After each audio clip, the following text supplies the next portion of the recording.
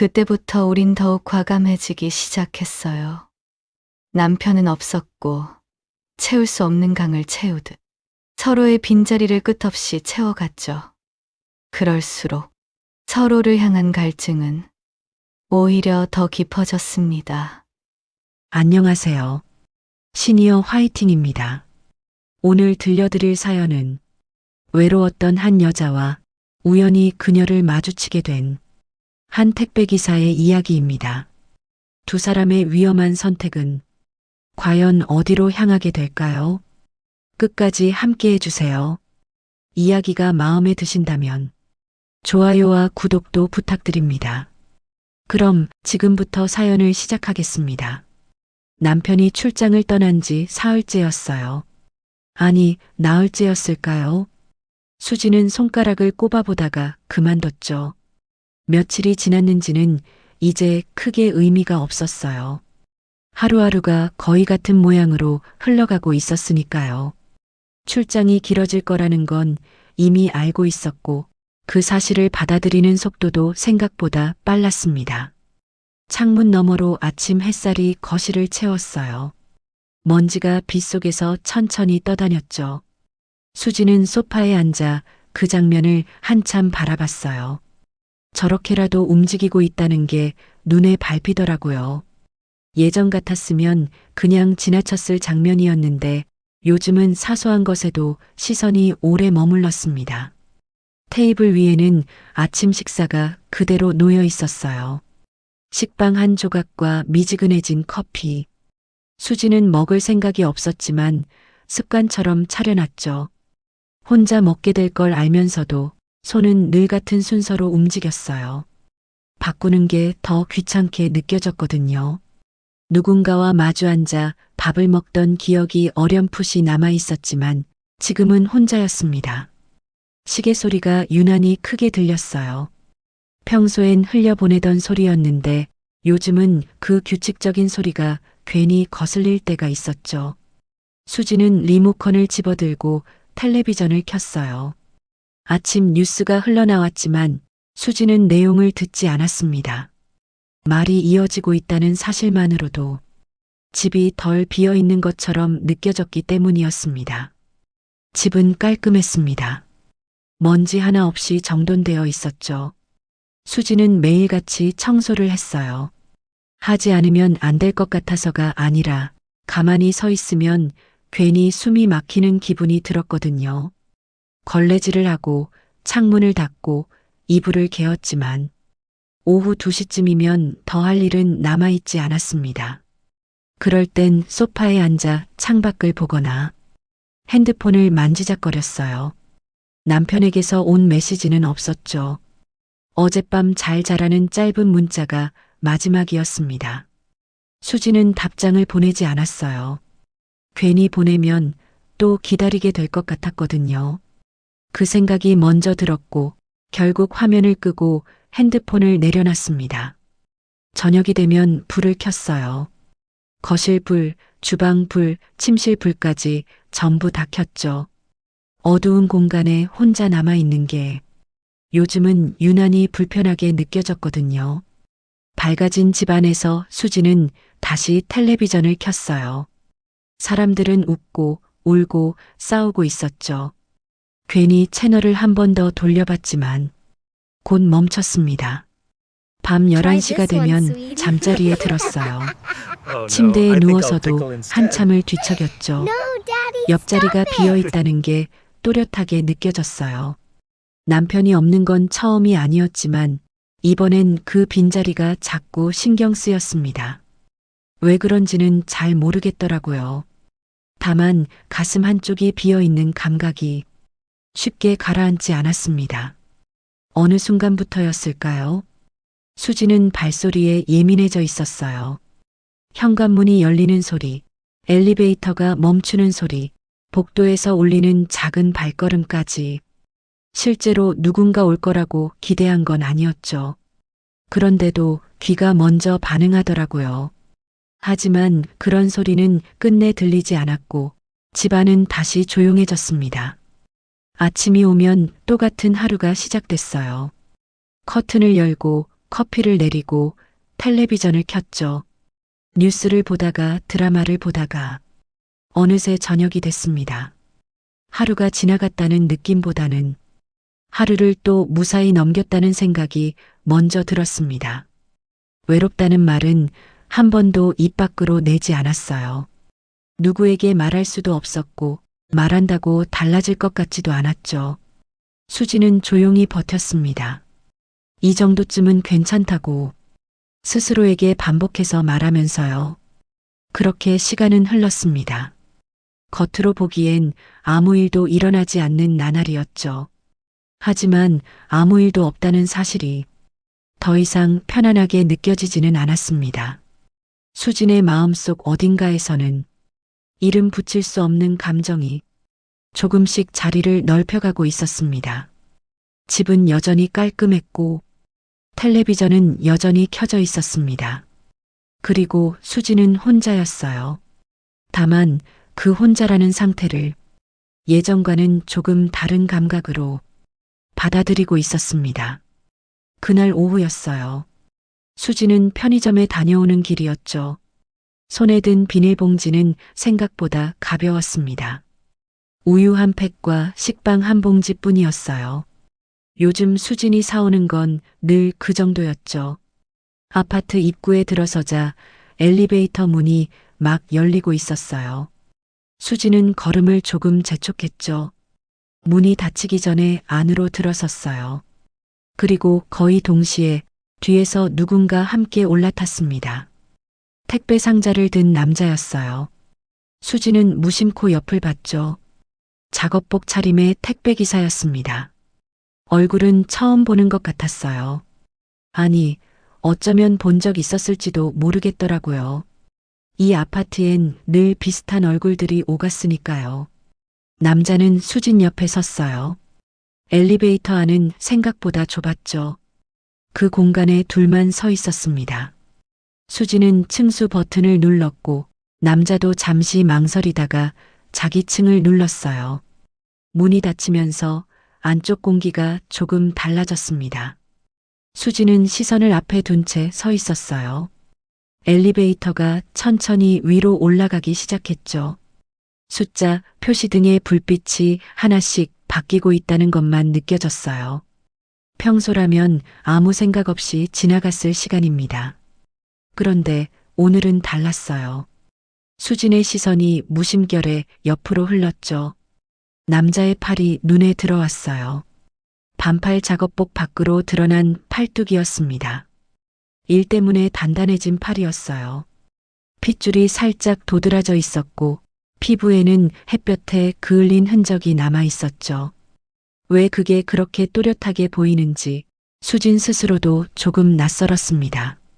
평소였다면 그냥 지나쳤을 거예요. 그런데 시선이 쉽게 떨어지지 않았죠. 혼자 지내는 시간이 길어지면서 감각이 예민해졌다는 걸 그제야 느꼈어요. 사람의 온기와 움직임이 이렇게 선명하게 다가오는 게 오랜만이었습니다. 수지는 시선을 거두려 했어요. 하지만 잠깐 더 머물렀죠. 손등에 남은 작은 상처, 손가락 마디에 자리 잡은 굳은 살까지 눈에 들어왔어요. 그 짧은 순간이 수진의 마음을 아주 미세하게 흔들었습니다. 태수는 그 시선을 느꼈어요. 눈으로 확인한 건 아니었지만 누군가 자신을 보고 있다는 기척이 전해졌죠. 심장이 이유 없이 조금 빨라졌습니다. 왜 그런지 알 수 없었어요. 그저 좁은 공간에 두 사람만 서 있다는 사실이 괜히 의식됐죠. 태수는 가만히 서 있었지만 숨을 들이쉴 때마다 공기가 다르게 느껴졌습니다. 그때 은은한 향기가 전해졌어요. 비누 향 같기도 하고 샴푸 향 같기도 한 냄새였죠. 여자에게서 나는 향기였습니다. 태수는 무의식 중에 숨을 한 번 더 들이켰어요. 그 행동이 괜히 의식됐습니다. 고개를 아주 조금 돌렸어요. 시야 끝에 여자가 들어왔죠. 단정하게 묶은 머리, 깔끔한 옷차림, 그리고 조용히 앞을 보고 서 있는 모습이 이상하리만큼 또렷하게 남았습니다. 태수는 심장이 더 빨라지는 걸 느끼고 재빨리 시선을 앞에 두었어요. 입술을 한번 다물었죠. 왜 이런 반응이 나오는지 스스로도 설명할 수 없었습니다. 엘리베이터 안은 다시 조용해졌어요. 기계음만 낮게 울렸죠. 층수가 하나씩 올라가고 있다는 사실만이 공기처럼 남아 있었습니다. 수진도 시선을 앞으로 돌렸어요. 숫자 표시등을 바라봤죠. 하지만 숫자는 잘 들어오지 않았어요. 옆에 서 있는 남자의 존재가 자꾸 감각을 건드리고 있었습니다. 말은 없었어요. 서로 한마디도 나누지 않았죠. 하지만 그 짧은 침묵 속에서 각자의 감정이 처음으로 움직이고 있었습니다. 아직 아무 일도 일어나지 않았어요. 그저 같은 엘리베이터를 탔을 뿐이었죠. 그런데도 두 사람은 느끼고 있었습니다. 이 평범한 순간이 이전과는 다르다는 것을요. 엘리베이터는 계속 올라가고 있었어요. 층수 표시등의 불빛이 차례로 바뀌고 있었죠. 두 사람은 여전히 나란히 서 있었습니다. 수지는 앞을 보고 있었어요. 하지만 시선이 숫자에 오래 머물지는 않았죠. 그때 수진의 시선이 다시 옆으로 흘렀습니다. 이번에는 서두르지 않았어요. 마치 시간을 조금 늦추는 것처럼 보였죠. 태수는 그 시선을 느꼈어요. 아까보다 더 또렷하게 전해졌죠. 피할 수 있다는 걸 알면서도 이번엔 고개를 돌리지 않았습니다. 천천히 시선이 맞닿았어요. 말은 없었죠. 수지는 시선을 거두지 않았고 태수도 마찬가지였습니다. 아주 짧은 순간이었어요. 하지만 엘리베이터 안의 공기가 이전과는 조금 달라진 것처럼 느껴졌습니다. 그때 엘리베이터가 멈췄어요. 문이 열리며 복도가 보였죠. 수진의 층이었습니다.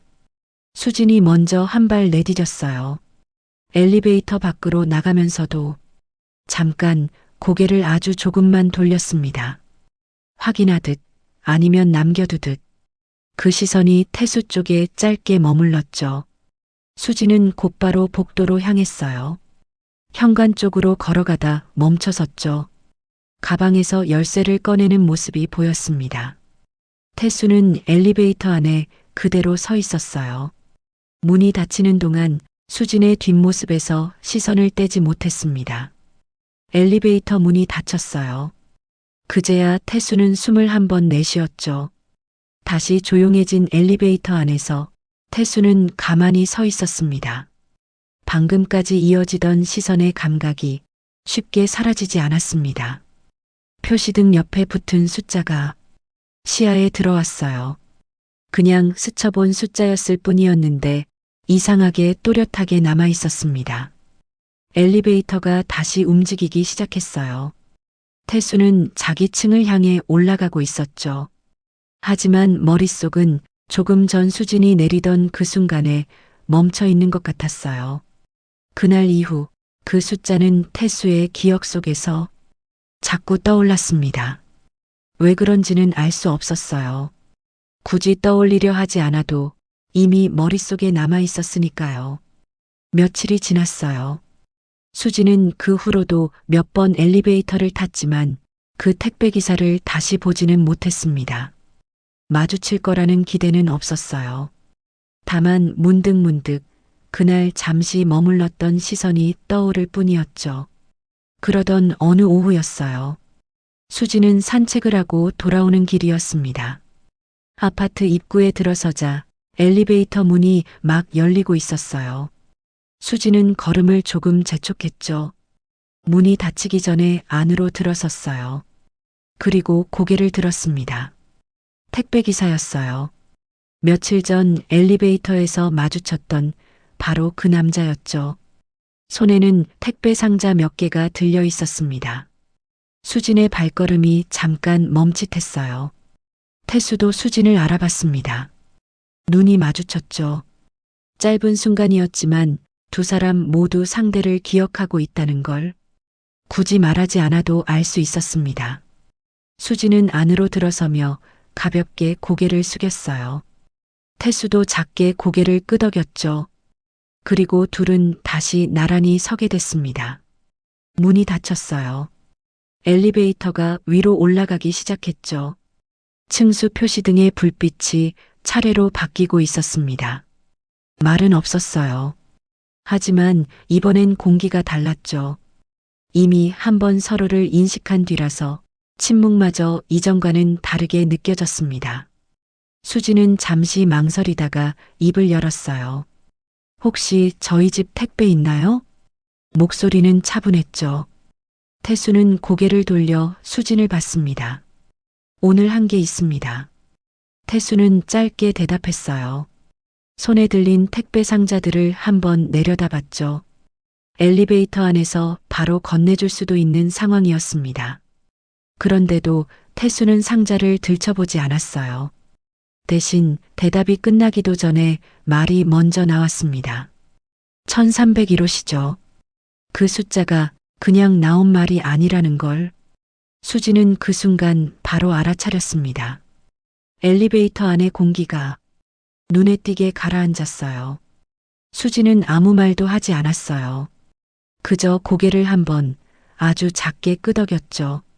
시선은 앞을 향한 채였습니다. 잠깐의 침묵이 흘렀어요. 태수는 더 말을 잇지 않았고 수진도 묻지 않았습니다. 그때 엘리베이터가 멈췄어요. 문이 열렸습니다. 수진의 층이었죠. 수진은 택배를 받지 않았어요. 받을 수 있었지만 손을 내밀지 않았습니다. 그 대신 태수를 한번 바라봤다가 아무 말 없이 발을 내디뎠어요.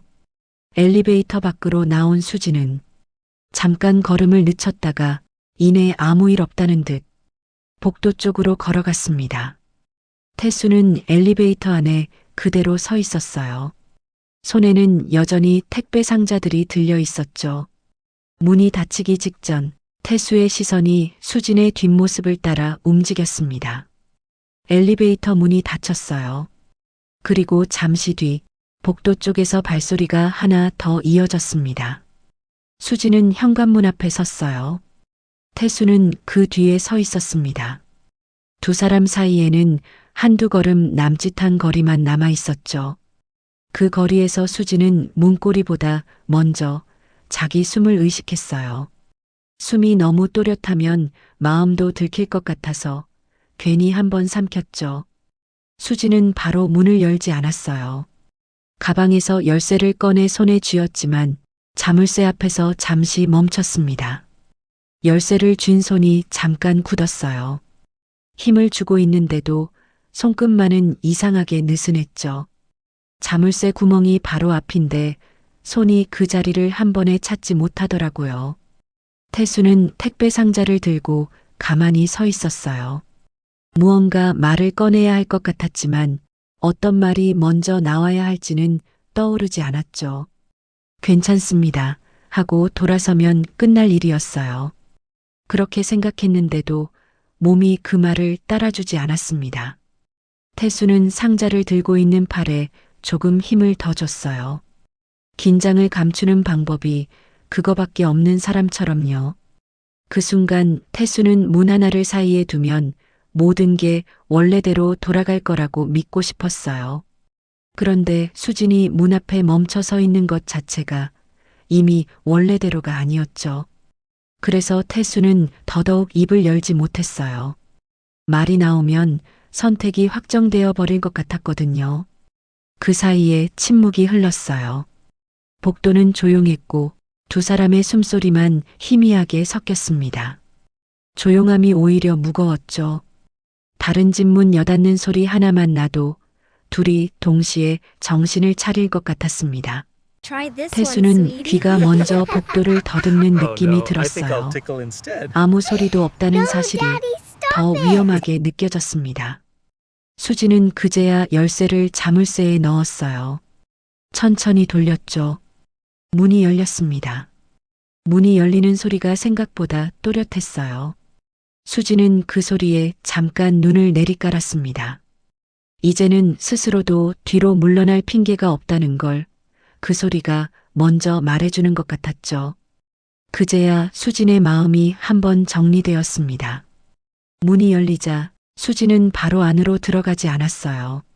대신 몸을 돌려 태수를 봤습니다. 가까운 거리였어요. 태수는 수진의 얼굴을 또렷하게 볼 수 있었죠. 시선이 자연스럽게 마주쳤습니다. 이번엔 피하는 쪽이 없었어요. 수진은 태수가 망설이고 있다는 걸 알고 있었고, 태수는 수진이 그 망설임을 기다리고 있다는 걸 알아차렸죠. 아무 말도 없는데도 서로가 서로를 밀어내지 못하는 순간이었습니다. 그 순간 수진의 손이 태수의 어깨에 닿았어요. 아주 잠깐이었지만 그 손길이 쉽게 떨어지지는 않았죠. 닿는 방식이 지나치게 조심스러웠어요. 밀어붙이는 손이 아니라 괜찮냐고 묻는 손처럼 느껴졌습니다. 그래서 태수는 더 흔들렸죠. 태수는 숨을 들이켰어요. 말이 입 밖으로 나오기 전 수진이 먼저 입을 열었습니다. 힘드시면 조금 쉬다 가실래요? 목소리는 낮았어요. 담담했죠. 그 말이 던져지고 나자 복도 안의 공기가 눈에 띄게 느려졌습니다. 수진은 일부러 더 설명하지 않았어요. 정말로 쉬라는 말처럼 들리게 가장 평범한 얼굴로 말했죠. 그 평범함이 오히려 태수의 마음을 풀어버렸습니다. 거절해야 한다는 이유들이 한꺼번에 떠올랐는데 동시에 사라졌어요. 수진은 더 말을 잇지 않았어요. 잠시 태수를 바라보다가 손을 거두고 몸을 돌렸습니다. 그리고 이번엔 아무 망설임 없이 안으로 들어섰어요. 뒤돌아보지 않았다는 게 더 분명했죠. 수진은 선택을 태수에게 넘기고 그 선택을 믿는 사람처럼 걸었습니다. 현관 안쪽에서 신발을 벗는 소리가 났고 가방을 내려놓는 소리도 이어졌습니다. 수진의 발소리는 점점 멀어졌죠. 그 소리가 멀어질수록 태수는 더 가까워졌어요. 몸이 먼저 문턱 쪽으로 기울고 있다는 걸 태수도 느꼈습니다. 문은 열려 있었습니다. 태수는 그 앞에 서 있었어요. 택배 상자를 든 채로요. 복도는 여전히 조용했어요. 밖에서는 아무 소리도 들리지 않았습니다. 조용하니까 더 또렷해졌어요. 문 안쪽의 기척과 문 밖의 공기 사이가 확실히 갈라져 있더라고요. 태수는 그 경계가 겁났습니다. 그런데도 눈은 자꾸 문 안쪽을 향했죠. 태수는 문턱을 내려다봤어요. 한 발만 옮기면 안으로 들어갈 수 있는 거리였죠. 그런데도 발은 쉽게 떨어지지 않았습니다. 들어가면 끝이라는 걸 알아서요. 나가면 아무 일도 아니게 만들 수 있다는 것도 알았죠. 그 둘 사이에서 태수의 발이 멈춰 있었습니다. 안쪽에서 수진의 기척이 한 번 더 느껴졌어요. 어디선가 멈춘 듯한 인기척이요. 그 기척은 부르는 것 같지는 않았어요.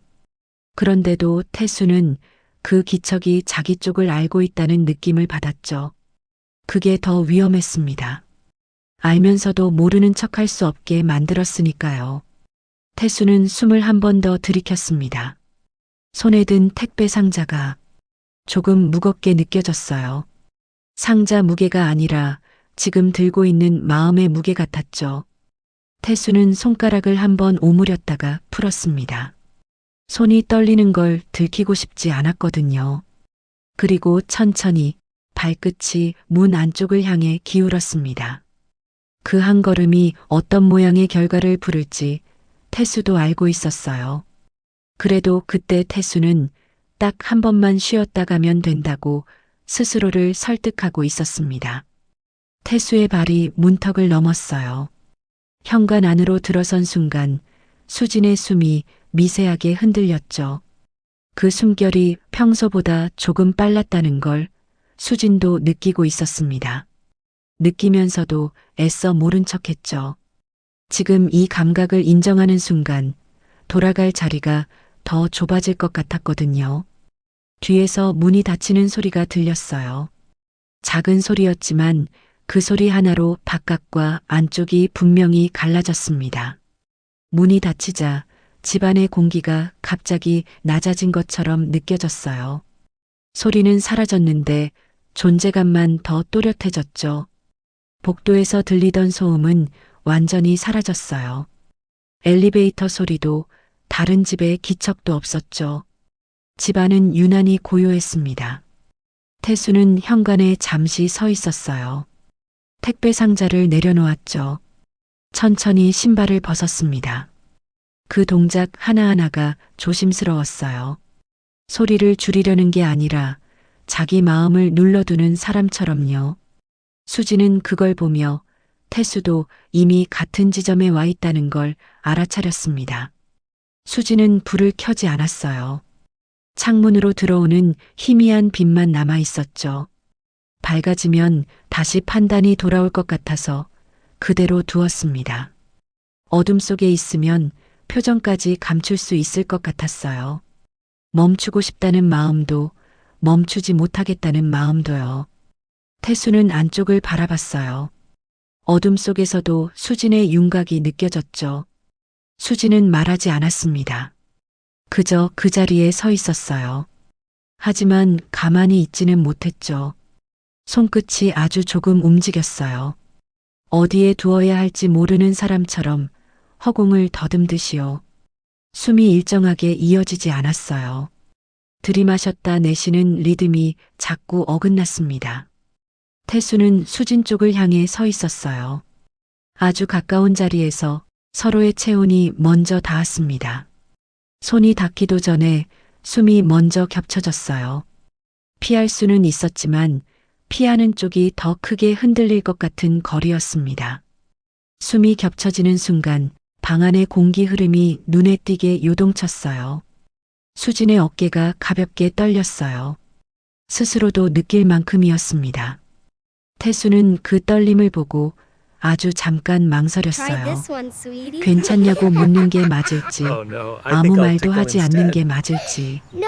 그 짧은 망설임이 끝났을 때 이미 둘 사이의 거리는 사라지고 있었습니다. 그동안 혼자 버텨왔던 시간들이 그 온기 안으로 한꺼번에 밀려들어왔어요. 비어있던 저녁들, 불을 켜도 달라지지 않던 집안, 기다려도 아무 말이 오지 않던 밤들까지. 수지는 그 기억들을 붙잡지 않으려 했지만 그럴수록 지금 이 온기가 더 또렷해졌습니다. 놓치면 안 될 것처럼 느껴졌죠. 수지는 뒤로 물러서지 않았어요. 오히려 숨을 한 번 더 들이켰습니다. 마치 더 가까워지기를 몸이 먼저 알고 있는 것처럼요. 그 숨이 태수에게는 분명한 신호처럼 들렸어요. 선을 지키려던 이유들이 떠올랐지만 그 이유들은 이미 힘을 잃고 있었습니다. 말은 끝내 나오지 않았습니다. 어떤 말도 이 순간을 담아내기엔 부족했어요. 대신 서로의 온기는 겹쳐진 채 쉽게 떨어지지 않았습니다. 아주 잠깐일 것 같았는데 그 잠깐이 길어졌죠. 얼마나 지났는지는 아무도 알 수 없었습니다. 시간이 늘어지는 동안 수지는 더 이상 판단하지 않기로 했어요. 판단을 내려놓는 순간 몸이 먼저 반응하고 있었습니다. 수진의 눈이 천천히 감겼어요. 눈을 감은 채 수진은 숨을 길게 내쉬었어요. 오랫동안 붙잡고 있던 걸 놓아주듯이요. 그 숨결 안에는 외로움도 있었고 기다림도 있었고 더 이상 혼자 버티지 않아도 된다는 안도도 섞여 있었습니다. 그 안도가 너무 편해서 수지는 잠깐 두려워졌어요. 하지만 그 두려움은 오래 머물지 않았습니다. 시간은 그때부터 제 역할을 잃은 것 같았어요. 몇 분이 흘렀는지 얼마나 서 있었는지는 중요하지 않았죠. 중요한 건 수진이 그 시간 안에서 처음으로 비어있지 않다고 느꼈다는 사실이었습니다.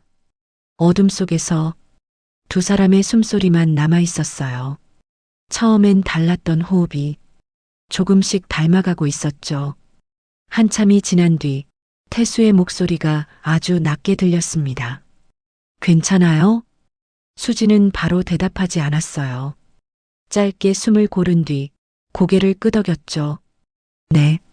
그 대답은 짧았지만 지금 이 순간을 받아들이겠다는 뜻만큼은 분명했습니다. 집안에는 말로 설명하지 않아도 되는 온기가 천천히 가라앉고 있었습니다. 그리고 그 온기 위로 아주 옅은 불안이 함께 내려앉고 있었습니다. 다음 날 아침이었어요. 수지는 눈을 떴습니다. 평소보다 조금 이른 시간 같았어요. 창문 틈으로 들어오는 빛이 아직 희미했고 집안은 막 잠에서 깨어난 사람처럼 조용했죠.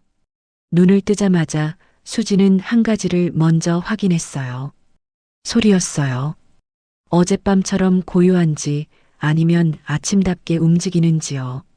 그런데 집은 움직이지 않았습니다.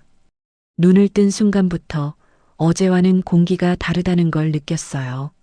무언가 남아있는 것 같으면서도 손을 뻗으면 잡히지 않을 것 같은 기척이었죠. 수지는 천천히 몸을 일으켰어요. 그리고 옆을 봤습니다. 아무도 없었어요. 태수는 이미 자리를 떠난 상태였죠. 수지는 그 빈자리를 보는 순간 가슴이 먼저 내려앉는 느낌이 들었어요. 놀라서라기보다는 예상했는데도 피하지 못한 감각 같았죠. 언제 나갔는지는 알 수 없었어요. 문 여는 소리를 들은 기억도 없었고 잠결에 스쳤을 기척조차 떠오르지 않았습니다. 그게 더 이상했어요. 사람 하나가 나가면 뭐라도 남아야 하잖아요. 문이 스치든 공기가 바뀌든 바닥이 울리든요. 그런데 아무것도 남지 않았습니다. 수지는 잠시 그 빈자리를 바라봤어요. 시트 위에 남은 주름이 눈에 들어왔고 체온이 있었을 자리만 유난히 차갑게 느껴졌죠. 손이 먼저 그쪽으로 갔어요. 손바닥으로 시트를 눌러봤는데 온기는 없었습니다. 차가움만 또렷했죠. 짧은 메모도 없었어요. 설명 같은 것도 남아있지 않았습니다. 수지는 그 사실 앞에서 안도하지도 서운해하지도 못했어요. 마음이 어느 쪽으로도 기울지 않은 채 묘한 허탈함만 가슴에 걸린 느낌이었죠. 안도하면 너무 가벼워질 것 같았고 서운해하면 너무 깊어질 것 같았어요. 그래서 수지는 감정을 고르지 못한 채로 그냥 빈자리를 오래 바라봤습니다. 침대에서 내려와 거실로 나갔어요. 어제 벗어두었던 옷이 소파에 그대로 걸려 있었고 현관 옆에는 택배 상자가 놓여 있었습니다. 정리되지 않은 흔적들이 하나둘 시야에 들어왔어요. 굳이 떠올리지 않아도 어젯밤이 있었다는 사실을 말해주고 있었죠. 수지는 그 흔적들을 하나씩 보면서도 일부러 이름을 붙이지 않았어요. 이름을 붙이는 순간 그게 현실이 될 것 같았거든요. 현실이 되면 오늘을 어떻게 살아야 할지부터 막막해질 것 같았습니다. 수지는 창문 쪽으로 걸어가 커튼을 걷었어요. 아침 햇살이 방 안으로 천천히 들어왔습니다. 밤의 온기는 이미 사라져 있었어요.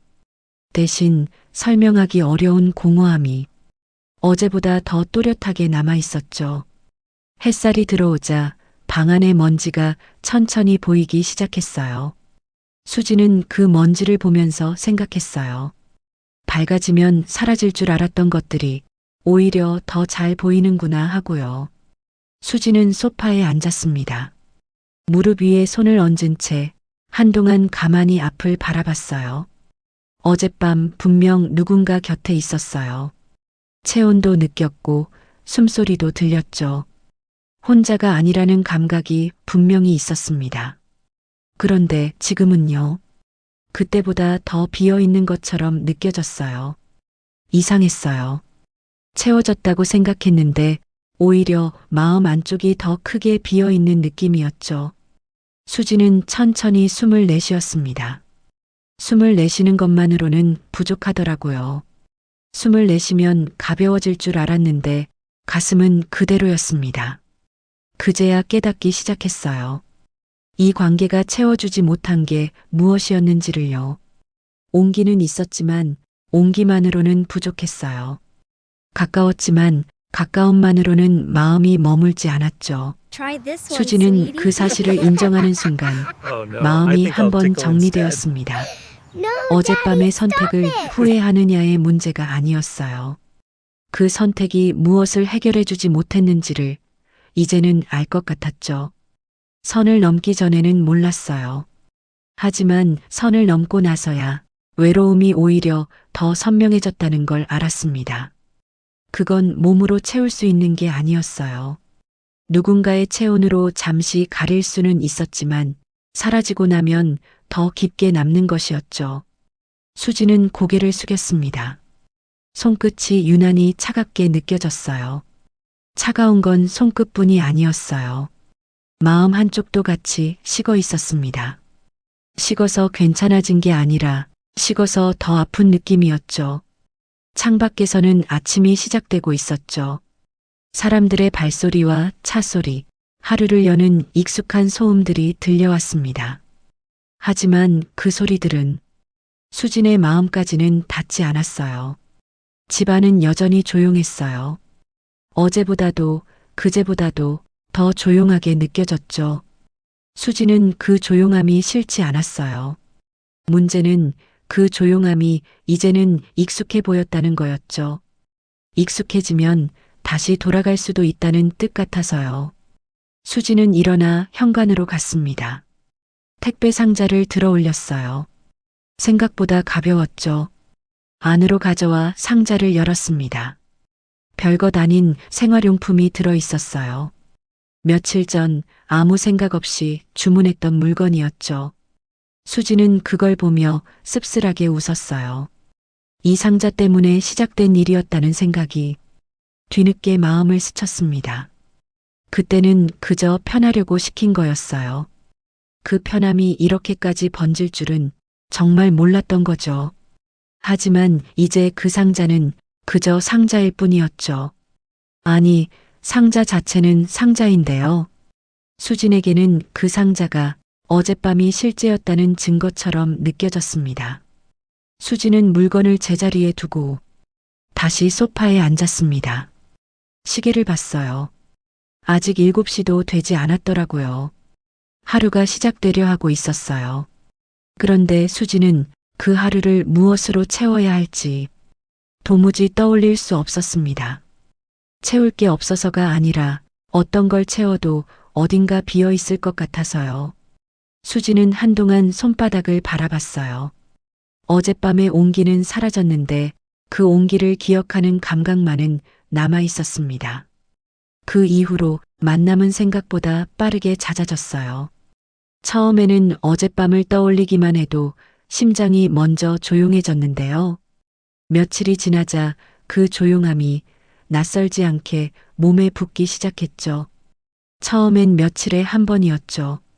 그러다 이틀에 한 번이 됐고 어느새 거의 매일처럼 이어졌어요. 요일 감각이 흐려졌어요. 어떤 날은 한 번도 만나지 않은 날이 더 이상하게 느껴졌죠. 언제부터였는지는 정확히 떠오르지 않았어요. 다만 어느 순간부터 문은 열려 있었고 그는 이미 안으로 들어와 있었습니다. 문이 열려 있다는 사실이 누군가를 들이는 허락처럼 느껴지지 않게 됐어요. 그저 집의 상태 같았죠. 수지는 더 이상 망설이지 않았어요. 문을 열고 안으로 들이고 그 다음을 받아들이는 일이 이제는 특별한 선택처럼 느껴지지 않았죠. 선택은 처음에만 선택이었어요. 그 다음부터는 익숙함이 더 빠르게 결정을 대신했습니다. 연락도 달라졌어요. 처음엔 조심스러운 문자가 오갔습니다. 지금 시간 괜찮으세요? 네, 지금 집이에요. 그 말이면 충분했어요. 설명도 이유도 필요 없었죠. 답장을 보내고 나면 수지는 핸드폰을 내려놓으면서도 현관 쪽을 한 번 더 봤어요. 기다린다는 걸 들키기 싫어서요. 그러다 어느 순간부터는 그런 말조차 줄어들었습니다. 서로 묻지 않아도 이미 시간을 알고 있다는 듯이 문이 먼저 열려 있었어요. 문이 먼저 열리면 마음도 먼저 열리는 것 같았죠. 그게 위험하다는 걸 알면서도요. 약속을 하지 않아도 서로의 시간을 알았어요. 태수가 배달을 끝낼 무렵 수진이 집에 혼자 있을 시간. 그 시간들은 자연스럽게 비워졌고 겹쳐지는 일도 더 잦아졌죠. 수진은 일부러 장을 보는 시간을 바꾸기도 했어요. 저녁 준비를 조금 늦추기도 했고요. 누가 시킨 것도 아닌데 어느새 하루가 그 시간 쪽으로 기울었습니다. 문이 열리는 소리에 더 이상 놀라지 않게 됐어요. 그날도 수지는 현관 쪽을 힐끗 보았을 뿐 시간을 확인하지는 않았죠. 밖이 아직 밝은지 이미 어둠이 내려앉았는지는 이제 크게 중요하지 않았습니다. 중요한 건 빛이 아니라 그가 들어오는 순간 공기가 바뀌는 느낌이었어요. 그 느낌 하나로 하루가 정리되는 것 같았죠. 태수는 말없이 들어왔고 수지는 자연스럽게 안쪽으로 몸을 돌렸어요. 현관에 잠시 머무르던 순간은 사라지고 어느새 거실을 지나 더 안쪽으로 향하고 있었습니다. 머뭇거림 없이 이전부터 그렇게 해왔던 것처럼요.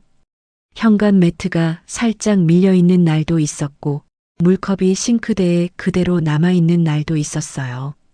작은 흔적들이 이게 반복이 됐다는 걸 더 분명하게 말해줬죠. 만남은 점점 더 과감해졌어요. 처음에 조심스러움은 사라졌죠. 서로의 갈증을 채우기 위해 더 빠르게, 더 깊이 이어졌습니다. 속도가 붙을수록 멈출 틈은 더 줄어들었어요. 틈이 없으니 생각도 덜 났고 생각이 덜 나니 더 쉽게 이어졌죠. 필요한 건 설명이 아니라 서로의 존재 그 자체였어요. 그 온기를 느끼는 일이 점점 더 중요해졌죠.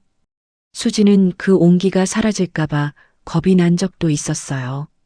그런데 겁이라는 감정도 반복 앞에서는 금방 닳아버리더라고요. 태수도 다르지 않았습니다. 처음엔 선을 지키려 했어요. 하지만 한번 무너진 뒤로는 그 흐름을 거스르지 않는 쪽이 더 익숙해졌죠. 익숙해지는 건 편해지는 일이었어요. 편해지는 순간부터는 핑계가 필요 없었습니다. 수진의 부름을 거절하지 못했어요. 거절해야 할 이유를 굳이 찾지 않게 됐습니다. 거절해야 한다는 생각이 떠오르면 그 생각을 끝까지 붙잡지 않고 흘려보냈죠.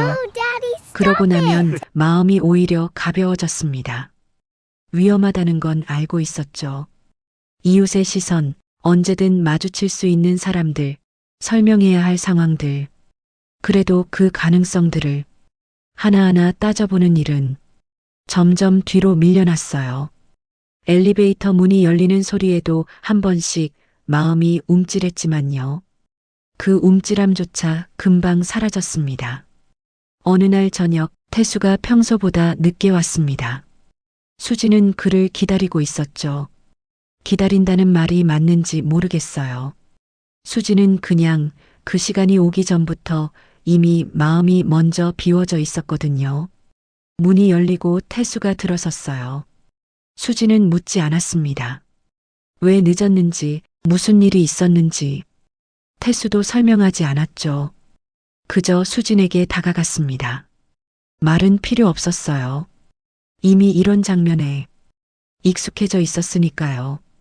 익숙함이 쌓일수록 감정은 줄어든 게 아니라 더 단순해졌어요. 좋다, 싫다보다도 그냥 필요하다는 쪽으로요. 그날 밤도 두 사람은 서로에게로 향했어요. 조금 더 깊이, 조금 더 과감하게요. 아무도 멈추지 않았습니다. 멈춰야 할 이유를 굳이 떠올리지도 않았죠. 떠올리면 멈출 수 있을 것 같았는데요. 떠올리는 순간이 오지 않게 둘 다 더 빠르게 익숙해졌습니다. 위험하다는 감각도 조심해야 한다는 생각도 이제는 따로 꺼내지지 않았어요. 관계는 계속 이어졌어요. 속도만 조금씩 더 붙은 채로요. 그렇게 두 사람에게 이 관계는 위험한 선택이 아니라 그저 반복되는 하루의 일부가 되어가고 있었습니다.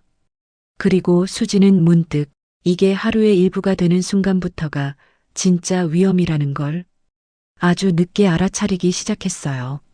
잦아진 만남에도 수진의 마음은 채워지지 않았어요. 처음엔 채워지는 척이라도 했는데요. 시간이 지나자 그 척하는 감각마저 얇아졌습니다. 기다림은 어느새 사라져 있었죠. 언제든 만날 수 있다는 걸 굳이 확인하지 않아도 됐으니까요. 그 대신 설렘도 함께 사라져 있었습니다. 기다리지 않게 되면 편해질 줄 알았어요. 그런데 편해진 자리에는 이상하게 아무것도 남지 않았죠. 그제야 알았어요. 이미 돌아갈 지점이 보이지 않게 됐다는 걸요. 돌아가려면 어디로 돌아가야 하는지도 흐려져 있었어요. 처음엔 선이 보였는데 이제는 바닥에 선이 지워진 느낌이었습니다. 태수가 옆에 있어도 공기가 비어 있는 것 같았어요. 온기는 느껴졌지만 그 온기가 마음까지 닿지는 않았죠. 수지는 가끔 자기 안에서 먼저 말이 올라오는 걸 느꼈어요. 이건 아니라고요. 그런데 그 말은 입 밖으로 나오지 않았습니다. 문이 열리고 태수가 들어오고 같은 시간을 보내고 다시 혼자 남는 일. 그 흐름이 너무 자연스러워져서 이제는 의미를 붙이지 않게 됐어요. 의미를 붙이면 겁이 날 것 같았거든요. 이게 무엇인지 이름을 붙이는 순간 더 이상 가볍게 지나갈 수 없을 것 같아서요. 위험하다는 감각은 여전히 남아 있었어요. 언제든 들킬 수 있다는 사실도요. 하지만 그 감각은 더 이상 마음을 흔들지는 못했습니다. 흔들리던 건 초반뿐이었어요. 이제는 위험이 옆에 있어도 그저 지나가는 배경처럼 느껴졌죠. 심장이 빨리 뛰던 순간도 조심스럽게 숨을 고르던 기억도 어느새 멀어져 있었죠. 가끔은 오히려 심장이 너무 조용해서 수지는 자기 마음이 둔해진 게 아닌가 싶기도 했어요. 둔해진다면 편해질 줄 알았는데 그건 또 다른 공허였습니다. 만남 뒤에 남는 감정도 달라졌어요. 수지는 그 변화를 조금씩 느끼고 있었습니다. 끝나고 나면 한동안 가만히 앉아 있게 됐어요. 무언가 해야 할 일이 있는데도 몸이 먼저 멈추더라고요.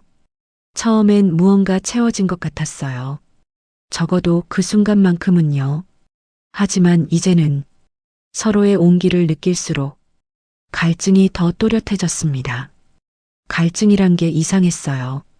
채우면 줄어야 하는데 채울수록 커졌죠. 수지는 그 모순을 이해하지 못한 채로 계속 같은 곳을 더듬었습니다. 끝나고 나면 텅 빈 느낌만 오래 남았어요. 그 텅 빈 느낌은 시간이 지나면 사라지지 않았어요. 오히려 시간이 지나면서 더 정리되어 더 또렷해졌습니다.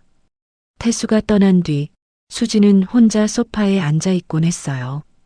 아무 생각도 하지 않은 채로요. 리모컨을 손에 쥐고도 채널을 돌리지 않았고 물 한 잔을 따라 놓고도 입을 대지 않았죠. 그렇게 작은 행동들이 멈춰 있으면 마음도 같이 멈춰 있는 것 같았습니다. 그 시간이 점점 길어졌고 그 침묵도 익숙해졌습니다. 기대는 더 이상 없었어요. 태수를 만나도 특별한 감정이 일어나지 않았죠. 그저 또 왔구나. 그 정도였을 뿐이에요. 그게 더 무서웠어요. 익숙해졌다는 건 이제 되돌아갈 힘도 줄어든다는 뜻 같았거든요. 대신 설명하기 어려운 허무함이 남았어요. 이게 뭘까요? 수지는 스스로에게 물었습니다. 왜 계속하고 있는 걸까요? 채워지지도 않는데 왜 멈추지 못하는 걸까요? 답은 나오지 않았어요. 다만 한 가지는 분명했죠. 이 관계가 답이 아니라는 것. 답이 아닌데도 붙잡고 있다는 사실이 수진의 마음을 더 초라하게 만들었습니다. 초라해지니까 더 숨기고 싶어졌고요. 수진은 더 깊은 외로움을 느꼈습니다. 혼자 있을 때보다 태수와 함께 있을 때 더 외롭다는 걸요. 누군가 곁에 있는데도 혼자인 것처럼 느껴지는 순간들. 그 감각이 점점 더 잦아졌습니다. 수지는 그 순간을 피하려고 더 가까이 가기도 했어요. 그런데 가까워질수록 마음은 더 멀어지는 것 같았죠. 어느 날 밤 태수가 수진 옆에 누워 있었어요. 숨소리가 들렸죠. 규칙적이고 조용했습니다. 수진은 그를 바라봤어요. 가까운 거리였지만 닿지 않는 것처럼 느껴졌죠.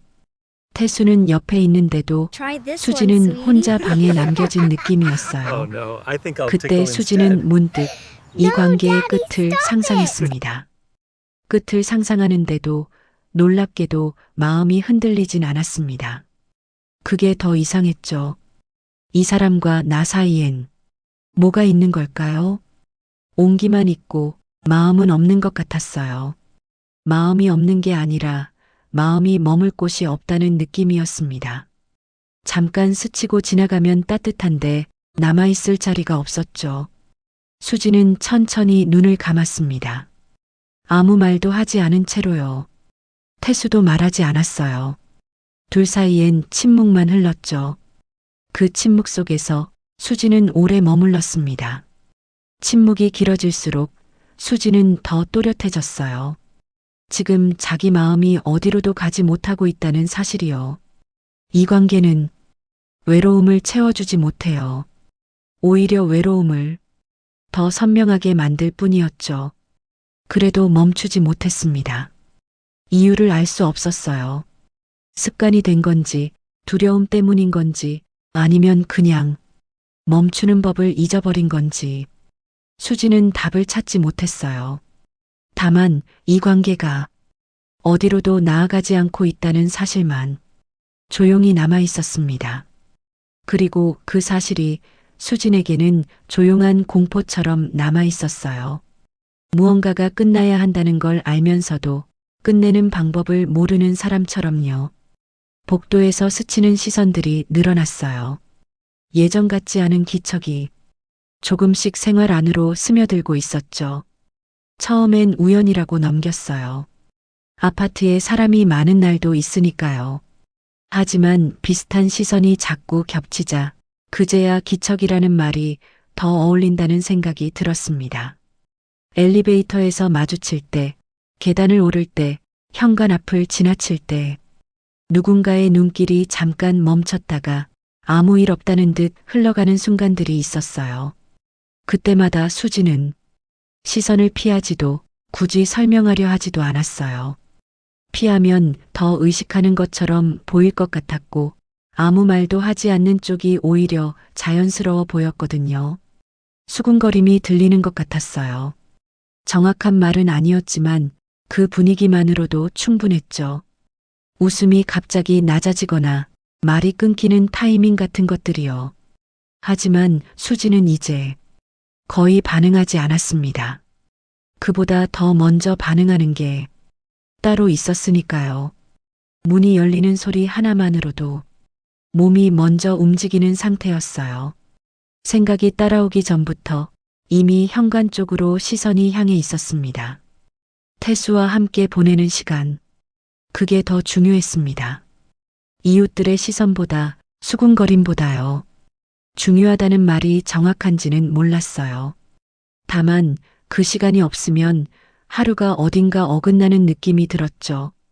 수진에게 이 관계는 이제 외로움을 견디는 수준을 넘어서 있었습니다. 필요했어요. 없으면 하루가 매끄럽게 흘러가지 않는 정도로요. 하루의 흐름이 그 시간에 맞춰 정렬되는 느낌이었습니다. 아침에 눈을 뜨면 태수를 떠올렸어요. 오늘 올까 하고요. 저녁이 되면 자연스럽게 문 쪽을 봤습니다. 기다린다는 의식조차 없이 이미 그 자리에 시선이 가 있었죠. 시계를 확인하지 않아도 몸이 먼저 시간을 기억하고 있는 것 같았어요. 밤이 되면 혼자 있는 시간이 견디기 어려워졌어요. 태수와의 만남은 이젠 선택이 아니었습니다. 습관이 됐어요. 아니, 습관이라는 말로도 설명되지 않는 상태였죠. 공기처럼, 물처럼 없으면 버티기 어려운 것, 의식하지 않아도 필요해지는 감각이었습니다. 수지는 알고 있었어요. 이게 위험하다는 걸요. 언제든 들킬 수 있었고, 남편이 돌아올 수도 있었고 이웃이 문제 삼을 수도 있었습니다. 그런 생각이 스치긴 했어요. 하지만 오래 머물지는 않았죠. 머무르지 않으려는 게 아니라 머무를 틈이 생기지 않았습니다. 금방 다른 감각이 밀려왔습니다. 괜찮아. 아직은 괜찮아. 그 생각을 붙잡는 쪽이 훨씬 익숙해져 있었어요. 태수도 비슷했습니다. 처음엔 머뭇거렸고 선을 지키려 했죠. 하지만 수진을 보는 순간 그 모든 생각은 뒤로 밀려났습니다. 지금 이 순간만 남았어요. 다음이나 이유는 굳이 떠올리지 않아도 되는 것처럼 느껴졌습니다. 어느 날 오후 수진은 창문 너머를 보고 있었어요. 복도에서 두 여자가 서서 얘기하고 있었죠. 한 사람이 수진의 집 쪽을 힐끗 봤어요. 그리고 낮게 속삭였습니다.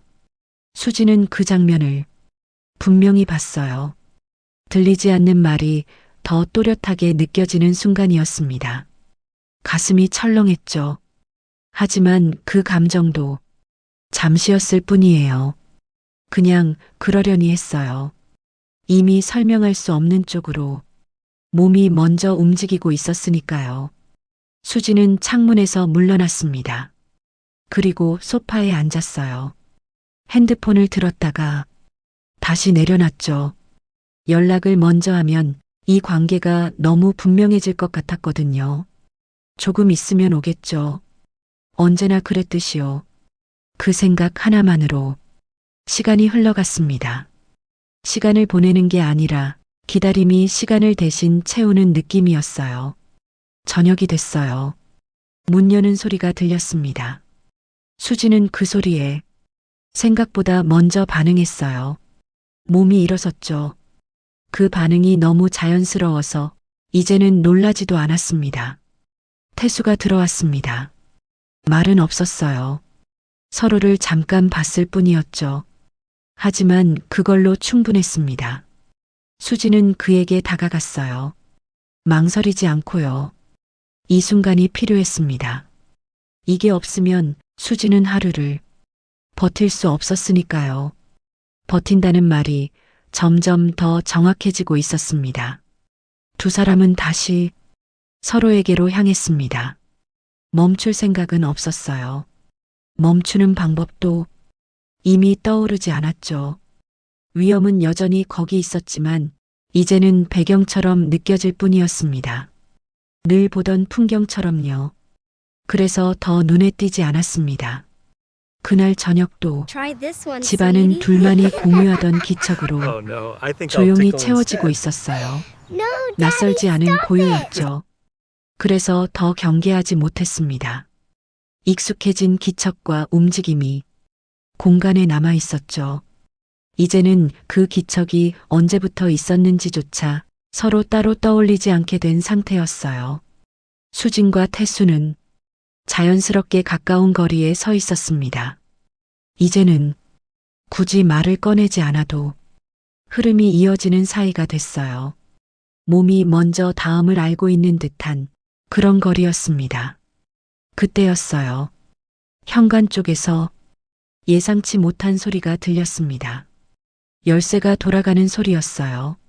수지는 순간 몸이 굳어버렸습니다. 생각보다 먼저 감각이 멈춰섰죠. 숨을 들이마신 채로 그대로 멈춘 느낌이었습니다. 곧이어 들려오는 목소리. 수진아, 나왔어. 남편이었어요. 수진의 심장이 순간적으로 내려앉았습니다. 떨어진다는 표현보다 안쪽으로 꺼지는 느낌에 가까웠어요. 태수도 움직이려다 그대로 멈췄어요. 어디부터 벗어나야 할지 판단이 서지 않은 상태였죠. 문으로 갈 수도 방 안으로 숨을 수도 없었습니다. 둘은 동시에 그 자리에 서 있었습니다. 떨어지지도 숨지도 못한 채로요. 하지만 이미 늦었어요.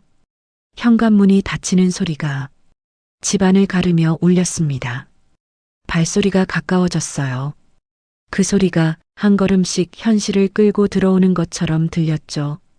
방문이 열렸습니다. 남편의 시선이 방 안을 천천히 훑었습니다. 급하지 않았어요. 그래서 더 또렷했습니다. 자기 아내와 그 옆에 있는 다른 남자, 그리고 그 사이의 노인, 어색할 만큼 가까운 거리, 모든 게 말없이 드러나 있었죠. 남편의 얼굴이 순식간에 굳어졌습니다. 놀람과 분노가 한꺼번에 올라온 표정이었어요. 입이 열렸지만 소리는 이어지지 않았습니다. 공기가 무겁게 가라앉았어요. 숨을 쉬어도 공기가 폐까지 들어오지 않는 느낌이었죠. 수지는 숨을 쉬는 법을 잠시 잊은 것 같았어요. 태수는 고개를 들지 못했습니다. 시선이 바닥에 붙은 듯 했죠. 눈을 들면 모든 게 확정될 것 같았거든요. 남편은 그 자리에 서서 움직이지 않았습니다. 아무도 말하지 않았어요. 침묵이 흘렀습니다. 시간이 늘어지는 것처럼 숨막히게요. 몇 초인지 아니면 몇 분인지도 분간이 되지 않았습니다.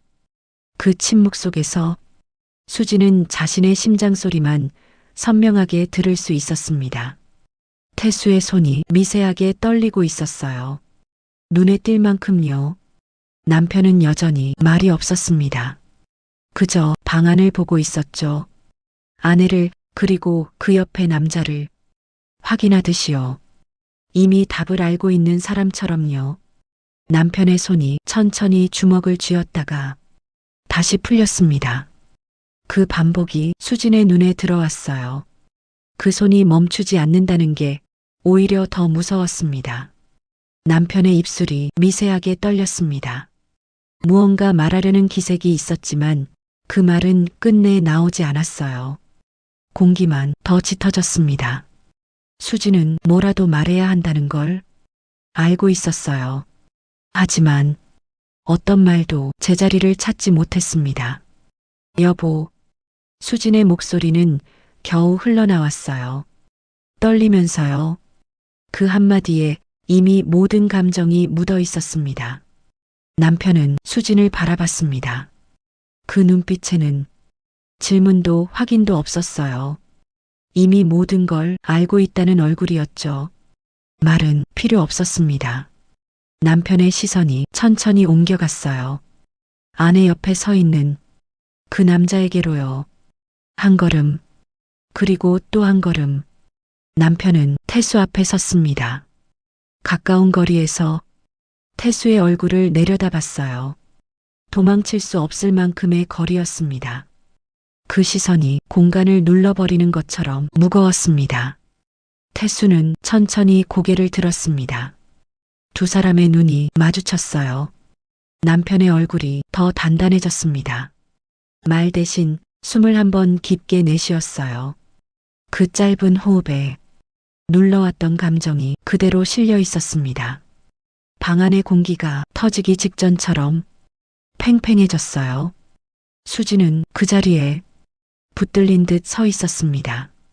이 순간이 돌아갈 수 없는 지점이라는 걸 말없이 느끼고 있었죠. 이미 문은 닫혔고 열쇠는 다시 돌릴 수 없다는 것도요. 남편의 손이 다시 한번 주먹을 쥐었다가 풀렸습니다. 여전히 말은 나오지 않았어요. 하지만 그 침묵이 어떤 말보다 훨씬 무거웠습니다. 수지는 알고 있었습니다. 이제 이 관계가 숨길 수 있는 선을 넘어버렸다는 걸요. 그리고 이 순간부터는 선이 아니라 결과만 남는다는 것도요. 그 침묵은 오래가지 않았습니다.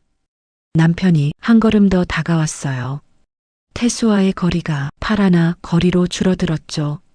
남편의 목소리가 낮게 깔렸습니다. 이게 뭐 하는 짓이냐? 그 말이 방 안의 공기를 갈랐어요. 태수는 여전히 고개를 들지 못했습니다. 말이 떠오르지 않았어요. 어떤 설명도 어떤 말도 지금 이 상황을 벗어나게 해주지 못할 것 같았죠. 남편의 손이 태수의 옷깃을 잡았습니다. 순간적으로 힘이 들어갔어요. 태수의 몸이 앞으로 끌려왔죠. 남편은 가까운 거리에서 태수의 얼굴을 들여다봤습니다. 그 순간 남편의 눈빛이 흔들렸어요. 미간이 서서히 좁혀졌죠. 무언가를 떠올리는 표정이었습니다. 기억을 더듬는 얼굴이었어요. 남편은 태수의 얼굴을 다시 한번 바라봤습니다. 어디서 본 것 같은데 침묵이 흘렀어요. 남편의 눈빛이 점점 또렷해졌습니다. 그리고 마침내 기억이 한 지점에 닿았습니다. 너 태수 아니냐? 그 말이 떨어지는 순간 태수의 숨이 막혔습니다. 천천히 고개를 들었어요. 남편의 얼굴이 바로 앞에 있었습니다. 그 얼굴을 보는 순간 태수의 머릿속이 하얘졌어요. 대학 시절 술자리에 둘러앉아 있던 모습, 아무렇지 않게 불렸던 호칭, 웃으며 말을 섞던 기억, 그 장면들이 정리되지 않은 채 한꺼번에 떠올랐습니다. 선배님, 태수의 목소리는 거의 들리지 않을 만큼 낮게 흘러나왔어요. 시간이 잠시 멈춘 것 같았습니다. 남편의 손에서 힘이 빠졌어요. 옷깃을 쥐고 있던 손이 천천히 풀렸죠. 남편은 한 걸음 뒤로 물러났습니다. 입이 열렸지만 말은 이어지지 않았어요. 그저 태수를 바라보고만 있었습니다. 믿기지 않는 얼굴로요. 태수는 그 자리에 서 있었습니다. 온몸이 굳어 있었어요. 이곳이 어디인지, 자신이 어떤 자리에 서 있는지, 그리고 그동안 온기를 나눴던 사람이 누구였는지까지 그제야 또렷해지기 시작했습니다. 숨이 제대로 쉬어지지 않았어요. 가슴 안쪽에서 무언가가 조용히 무너져 내리는 느낌이 들었습니다. 태수는 고개를 떨구었습니다. 말이 나오지 않았어요. 어떤 말도 이 상황 앞에서는 너무 늦은 것처럼 느껴졌죠. 방 안은 다시 침묵으로 가득 찼습니다. 수지는 그 자리에 얼어붙어 있었어요. 남편과 태수 두 사람 사이에서 아무 말도 꺼낼 수 없었습니다. 태수의 손이 눈에 띄게 떨리고 있었어요. 몸 전체가 제어되지 않는 것처럼 미세하게 흔들렸습니다. 그 순간 태수는 아무 생각도 하지 못한 채 그 자리에 서 있었습니다. 남편의 입술이 떨렸습니다. 이럴 수가. 말은 끝까지 이어지지 못했어요. 네가 다시 입을 열었지만 이번에도 말은 거기까지였습니다. 분노가 잠깐 치밀었다가 이내 힘없이 가라앉았어요. 그 감정들이 정리되지 않은 채 방 안에 그대로 남아 있었습니다. 남편은 입을 열었다가 다시 다물었습니다. 말하고 싶었어요. 소리를 지르고 싶었죠. 하지만 어떤 말도 이 상황을 바꿀 수 없다는 걸 이미 알고 있는 얼굴이었습니다. 남편은 벽에 등을 기댔어요. 마치 몸을 지탱할 힘마저 빠져버린 것처럼요. 태수는 고개를 들지 못했습니다. 도망칠 수도 없었어요. 변명할 수도 없었죠. 어떤 말을 꺼내도 이 장면에서 자신이 설 자리는 없다는 걸 느끼고 있었습니다. 그리고 그때 태수의 가슴에 뒤늦게 무게가 내려앉았습니다. 내가 잠자리를 가진 대상이 누구였는지를요. 그 사실이 이제야 온전히 가슴을 짓눌렀어요. 숨이 막히는 것 같았습니다. 생각이 제대로 이어지지 않았어요. 그저 지금 이 자리에 서 있는 자신이 견딜 수 없게 느껴졌습니다. 후회가 늦게 밀려왔어요. 너무 늦게요. 이미 되돌릴 수 있는 건 아무것도 없었습니다. 남편의 목소리가 다시 낮게 깔렸습니다. 나가. 짧은 말이었어요. 당장 나가. 태수는 고개를 들지 못한 채 현관 쪽으로 몸을 돌렸습니다. 발이 쉽게 떨어지지 않았어요. 하지만 여기 머물 수 없다는 것만은 분명했습니다. 한 걸음, 그리고 다시 한 걸음, 문을 열었어요. 뒤돌아볼 수 없었습니다. 그냥 나갔습니다. 문이 닫히는 소리가 등 뒤에서 들렸어요. 방 안에는 부부만 남았습니다. 수지는 침대 모서리에 앉아 있었어요. 이불을 끌어안은 채로요. 몸을 접은 자세 그대로 움직이지 못하고 있었습니다. 남편은 그 모습을 바라봤습니다. 말은 나오지 않았어요. 수진의 입술이 떨렸습니다. 여보, 그 말과 함께 눈물이 흘러내렸어요. 난 너무 외로웠어. 수지는 잠시 말을 잇지 못했습니다. 온기가 너무 그리웠어. 목소리가 끝에서 갈라졌어요. 하지만 그 말이 무엇을 바꿀 수 있을지는 아무도 알 수 없었습니다. 남편은 대답하지 않았습니다. 그저 수진을 보고 있었죠. 수진은 고개를 떨구었습니다. 울음이 터져 나왔어요. 참으려 했지만 참아지지 않았습니다. 몸이 작게 흔들렸어요. 이불을 더 세게 움켜쥐었죠. 말은 더 이어지지 않았어요. 울음만 남았습니다. 남편은 그 자리에 서 있었습니다. 무너져 내리는 아내를 보면서 다가갈 수도 물러날 수도 없는 얼굴로요. 그날 밤 세 사람은 각자의 자리에서 움직이지 못했습니다. 태수는 복도 어딘가에서, 수지는 방 안에서, 남편은 그 사이에 남겨진 채로요.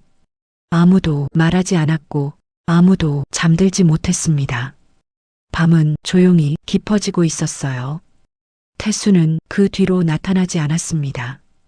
집 앞에도 복도에도 엘리베이터에도요. 그저 사라졌어요. 집 안에는 부부만 남았습니다. 며칠이 지나도 둘 사이의 공기는 쉽게 가라앉지 않았죠. 수지는 그날 이후로 말을 아꼈습니다. 무슨 말을 꺼내도 어디선가 더 무너질 것 같았으니까요. 밤이 깊어질수록 집안은 더 조용해졌습니다. 예전처럼 외로운 고요도 아니었고 온기로 채워지던 시간도 아니었어요. 그저 말이 사라진 뒤에 남는 공기뿐이었죠. 수지는 어느 날 밤 거실에 앉아 있다가 문득 입을 열었습니다. 난 너무 외로웠어. 말은 그 한마디뿐이었어요. 설명도 변명도 이어지지 않았습니다. 남편은 아무 대답도 하지 않았습니다. 그저 앞을 보고 있었죠. 수지는 그 침묵을 더 이어가지 않았어요. 이제는 무슨 말을 덧붙여도 돌아갈 수 없다는 걸 알고 있었으니까요. 시간은 그대로 흘렀습니다. 아침이 오고 하루가 시작되고 또 밤이 찾아왔죠. 남편은 거실 소파에 앉아 있었습니다. 텔레비전은 켜져 있었지만 보지 않고 있었어요. 소리가 필요해서가 아니라 정적을 견디기 위해서였죠. 수지는 창가에 서서 밖을 바라봤습니다. 복도 어딘가에서 문 닫히는 소리와 누군가 지나가는 기척이 간간히 들렸어요. 하지만 이제는 그 소리에 귀를 기울이지 않았습니다. 기다릴 것도 기대할 것도 없다는 걸 알게 됐으니까요. 그 온기가 자신을 채워주지 못했고 오히려 더 큰 공허만 남겼다는 것도요. 집안에는 두 사람의 숨소리만 남아 있었습니다. 가까이 있었지만 서로에게 닿지 않는 거리였습니다. 이 관계가 어디로 흘러갈지, 다시 시작될 수 있을지 아무도 알 수 없었습니다. 어쩌면 끝이었을 수도 있고 어쩌면 아직 끝나지 않은 걸 수도 있었죠. 다만 예전으로 돌아갈 수는 없다는 것만은 분명했습니다. 밤은 다시 깊어지고 있었어요. 집안은 조용했습니다. 하지만 그 조용함은 이전과는 달랐습니다. 외로움으로 가득 찼던 그 고요도 아니었고 온기로 채워졌던 그 시간도 아니었죠. 그저 무언가가 끝난 뒤에 남겨진 고요함이었습니다. 수지는 눈을 감았습니다. 내일이 오면 또 하루가 시작될 거예요. 하지만 그 하루가 어떤 모습일지는 아직 아무도 알 수 없었습니다. 오늘 이야기 어떠셨나요? 사람의 마음은 비어 있을 때 가장 흔들리기 쉽고 그 빈틈을 무엇으로 채우느냐에 따라 인생의 방향이 달라지기도 하죠. 오늘 이야기가 우리 자신의 마음을 한 번쯤 돌아보는 계기가 되었으면 합니다. 이 이야기가 공감되셨다면 좋아요와 구독으로 함께 해주세요. 여러분의 작은 선택이 다음 이야기를 이어가는 큰 힘이 됩니다. 주변에 이 영상을 함께 나누고 싶은 분이 계시다면 공유도 부탁드릴게요. 다음에도 더 깊이 있고 더 마음에 남는 사연으로 다시 찾아뵙겠습니다. 지금까지 시니어 화이팅이었습니다.